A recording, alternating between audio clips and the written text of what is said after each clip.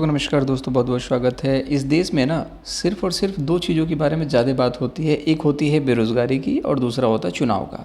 अब चुनाव का माहौल चल रहा है, तो चुनाव के समय में क्या होता है कि यहाँ पर बात की जाती है कि हम इतने लाख भर्ती देंगे, इतने इतने रोज़गार पैदा करेंगे, और जब चुनाव जीतने के बाद सब कुछ हो जाता है ख़त्म।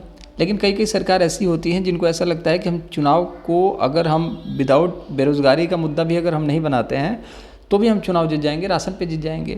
और ऐसे लोगों को लग रहा था कि भाई हम ऐसे चुनाव को जीत जाएंगे, लेकिन ऐसा क्या हुआ कि लोकसभा चुनाव में यूपी में बीजेपी की सरकार जो थी, बीजेपी के बारे में तो रोज़गार के बारे में कोई मुद्दा था ही नहीं कि भाई हम इतने रोज़गार देंगे। जैसे कि आरजेडी ने, आपने देखा होगा, 20 लाख, 22 लाख, 5 लाख, 10 लाख जितने के बारे में बात करती है जेडीयू, जो कि बिहार में है, नीतीश कुमार की पार्टी। तो उन लोगों ने तो बात करी। अब यहाँ पर क्या हुआ कि बीजेपी को सीट मिली नहीं। अब बीजेपी क्या करने लगी, परेशान हो गई। अब योगी बाबा जी क्या हुआ कि वो परेशानी में फटाफट आनन फानन में देने लगे निर्देश की भर्तियां होनी चाहिए, 3 महीने में होनी चाहिए, 4 महीने में होनी चाहिए, ऐसा होना चाहिए, वैसा होना चाहिए। लेकिन दिक्कत ये है कि भाई मुख्यमंत्री तक की बात को नहीं माना जा रहा है। ये पता नहीं हो क्या रहा है। बिहार में भी आप देखोगे मुख्यमंत्री के आदेश आते हैं तो एसीएस जो थे, के पाठक या कोई भी मंत्री अगर कुछ बोलता था तो बात ही नहीं मानते थे। अब मुख्यमंत्री का आदेश है कि भाई शिक्षक भर्ती के विज्ञापन जो अटके हुए उनको निकालिए, लेकिन ये लोग मान ही नहीं रहे। विज्ञापन का नामो निशान नहीं है, उनके आदेश का भी अब पालन नहीं हो रहा। मतलब ये इज्जत रह गई है भाई। तो देखिए, सिंपल सी बात है, अगर शिक्षक अगर आपके साथ टीचर नहीं है, जैसे कि जो टीचर बनने वाले अभ्यर्थी आपके साथ नहीं है, तो देखिए मुसीबत आता है ना तो हर तरफ से आता है। सिंपल सी बात है। इनके बारे में ये भी बात चल रही है कि हो सकता है इनको मुख्यमंत्री पद की इस्तीफ़ा दिलवा दिया जाए इनसे, और मौर्य जी को बना दिया जाए।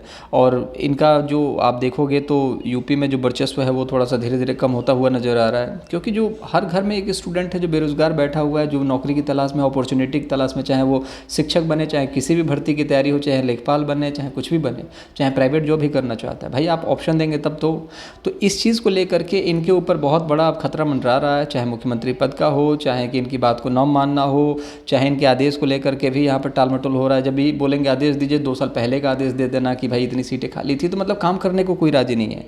तो यहाँ पर बहुत बड़ी चुनौती होने वाली है मुख्यमंत्री जी के लिए। और यहाँ पर एक चीज़ समझना है कि सुपर टेट का हम लोग उम्मीद लगाए बैठे हैं कि सुपर टेट आएगा, और इनका आदेश भी है कि फटाफट जो लटकी हुई भर्तियाँ हैं उसको कंप्लीट करके नई भर्तियों को निकाली जाए।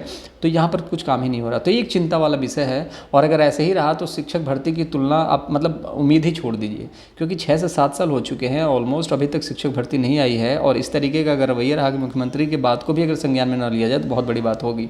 तो अब देखना दिलचस्प होगा क्या होगा। जो भी होगा चैनल के माध्यम से आपको बताया जाएगा। आपको क्या लगता है, मुख्यमंत्री बदलना चाहिए कि नहीं बदलना चाहिए, या बात माननी चाहिए कि नहीं माननी चाहिए, आप ज़रूर कमेंट बॉक्स में बताएं। चैनल को सब्सक्राइब जरूर कर लें, वीडियो को लाइक ज़रूर करें।